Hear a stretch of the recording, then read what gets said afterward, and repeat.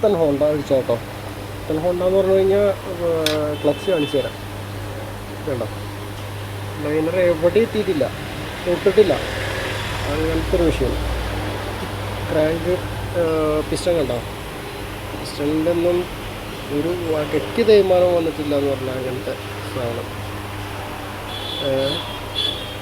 അപ്പോൾ എന്തിനപ്പോൾ അത് അഴിച്ച് എന്ന് ചോദിച്ചാൽ നമ്മുടെ വാൾവാണ്, ഇൻലെറ്റ് വാൾവിൻ്റെ മുകളിൽ കണ്ടോ, അതാണ് അവസ്ഥ. ഈ എത്തനോളിൻ്റെ പ്രശ്നം നമ്മൾ പറയുന്നുണ്ടല്ലോ, എത്തനോളിൻ്റെ പ്രശ്നമാണ് ഇപ്പോൾ ഇതൊക്കെ. ഈ വാൾവ് അങ്ങ് സ്റ്റക്കായി അടിച്ചാണ് ഊരിയത്. ഈ വാൾവ് സ്റ്റെമ്മിൻ്റെ ഉള്ളിൽ നിന്ന് അടിച്ചു ഊരിയതാണ് കണ്ടോ. അതിൻ്റെ ഉള്ളിൽ ഫുള്ളായിട്ട് കച്ചറയാണ്.